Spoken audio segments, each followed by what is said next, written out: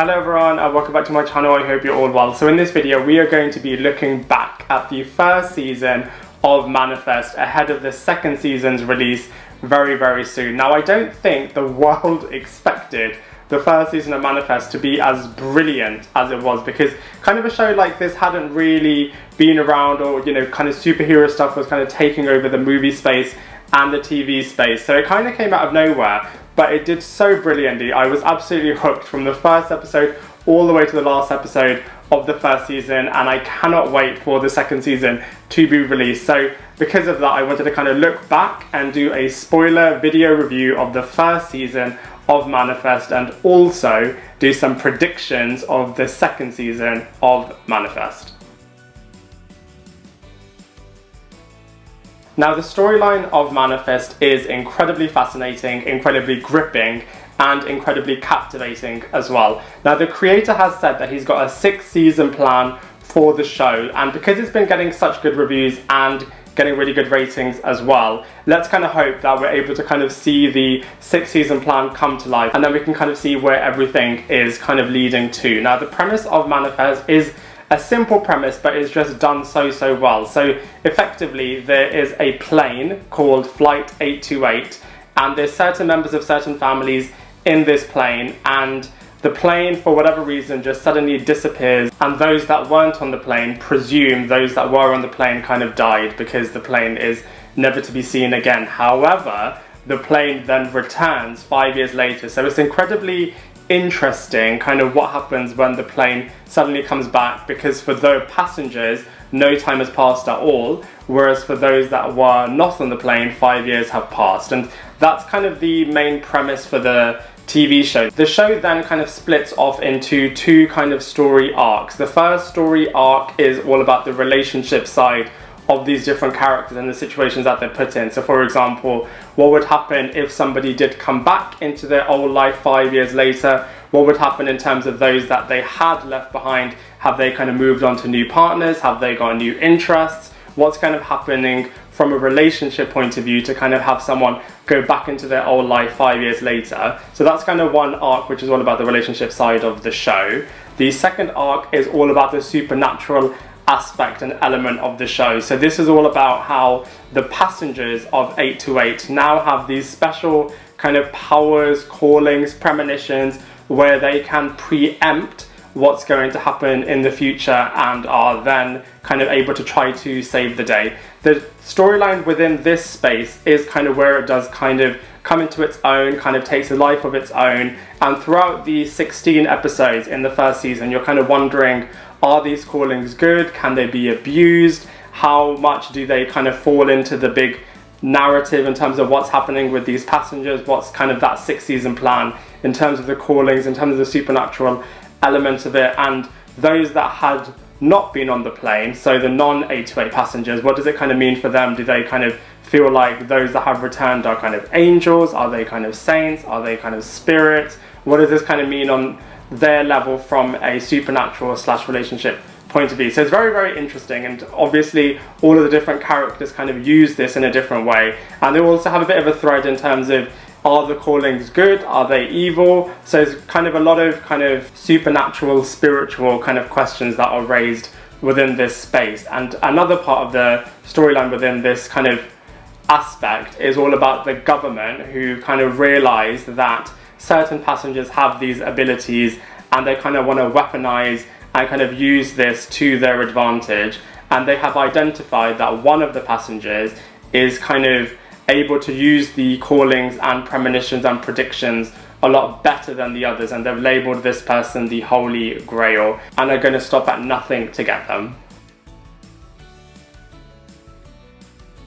So the characters and actors in Manifest are absolutely brilliant. At points, it has been criticised a little bit for being a bit cheesy, being a little bit over the top, being a little bit dramatic, which it is, and that's definitely there. But when you kind of move past that and you're kind of believing this kind of crazy world and all of the stuff that's happening in it, then you are kind of able to kind of take the show for what it is, which is a little bit far-fetched, but great storylines and brilliant kind of characters. a little bit over the top at points, but done really, really well. So the main character of the show is Michaela, and her storyline is just absolutely kind of intense, and she does a really, really good job in terms of kind of holding the kind of show together, moving the storyline forwards, and just kind of being the character that you're kind of rooting for and that you can kind of really, really get behind. So in terms of the relationship and the supernatural side of her kind of story arc, the relationship side of it, let's go through that first. So she comes back into a world which is completely different to when she left it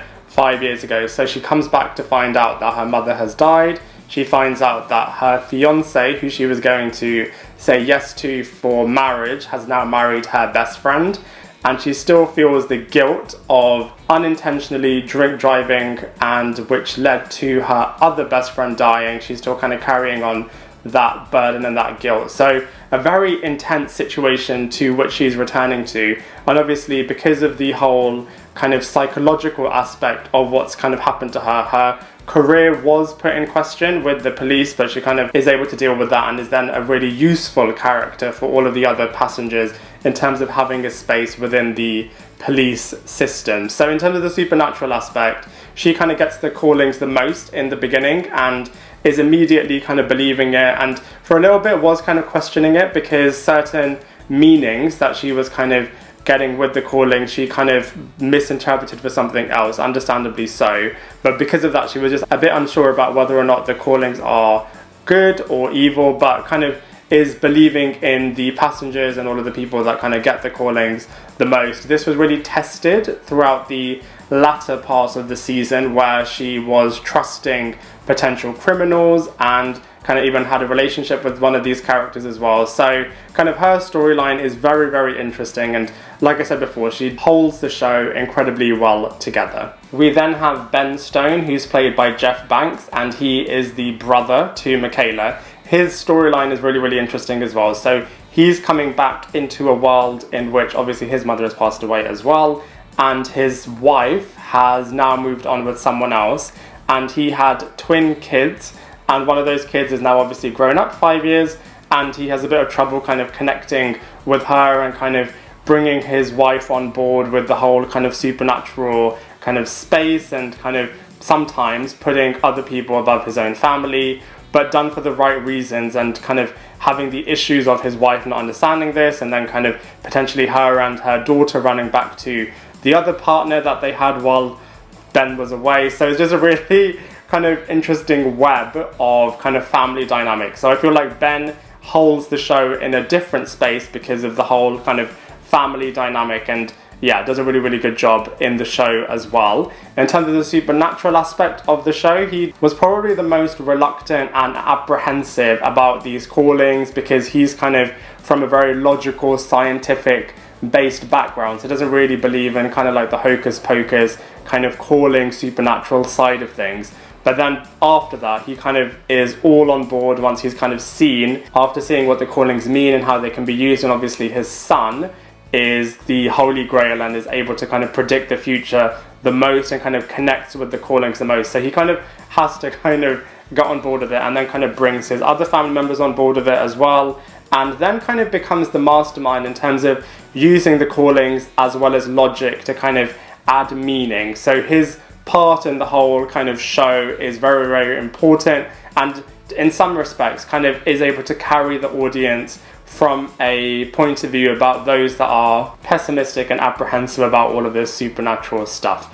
Like I mentioned before, Ben and Grace have a son called Cal, and he is deemed to be the Holy Grail in the show, whereby he is able to kind of sketch what the future is going to be and is able to kind of really connect with the calling. So he is a big character in terms of kind of the government want to kind of weaponize and use his kind of abilities, and all of the other characters are fascinated by how he can kind of predict the future in kind of such an illustrative manner, and kind of brings in other characters into the show, and is kind of really, really important when you watch the show. So those are the three main characters in Manifest, and then there's a lot of secondary characters and supporting characters. For example, Grace, who plays Ben's wife and moved on while he was away for 5 years and had to kind of carry the family on her own, and is kind of really unsure about all of this supernatural stuff, especially because she has had to spend the last 5 years without her son, so she kind of goes through all the maternal and family dynamic type storylines in the first season, but then when she's on board with the whole calling stuff, then she plays a really, really useful character as well. We then have Olive. Olive is a really interesting character because, like Grace, she's obviously been away from her dad and twin brother for the last 5 years and has had to grow up in those 5 years without these two characters, but she always kind of used her twin kind of power, so to speak, to be able to realize that Ben and Cal are going to come back. So she's an interesting character, and obviously in the last 5 years she's had to grow up to become a teenager and all of the teenage angsty type storylines, so she kind of holds the kind of youth side of the show, I suppose. We then have Danny. Danny was the character that Grace and Olive kind of went to in Ben's absence, so he's kind of a little bit like the third wheel, but you know, you can kind of see it from his point of view in that he was kind of helping the family stay together while Ben was away. We then have Jared, who was going to marry Michaela before she disappeared for 5 years, but then in typical classic TV and movie style way, he then married Michaela's best friend instead, so there's the kind of repercussions from that, and still he kind of holds the flame for Michaela, Michaela still holds the flame for him, and the impact of what happens when they kind of still work together. We then have Vance, and Vance was a really, really interesting character because he played the villain of all of the 828 passengers so well, and then kind of became on the passenger side, and then they kind of killed his character off, which is such a shame because his character was so interesting in terms of just having that protagonist-antagonist kind of vibe and then kind of being on the protagonist side. I feel like they rushed that a little bit because they could have had a bit more tension between all of these different characters, but yeah, it's just a shame what they kind of did with his character. And then we have the character of Zeke. Zeke isn't a 828 passenger, but kind of was able to skip a year and kind of has the calling supernatural powers, and is then kind of another part of the love triangle slash square with Michaela, her best friend, and Jared, and now Zeke. So a very interesting group of characters. I know they're going to add new characters in the second season, so I just cannot wait to see what happens with this show from a character and actor point of view.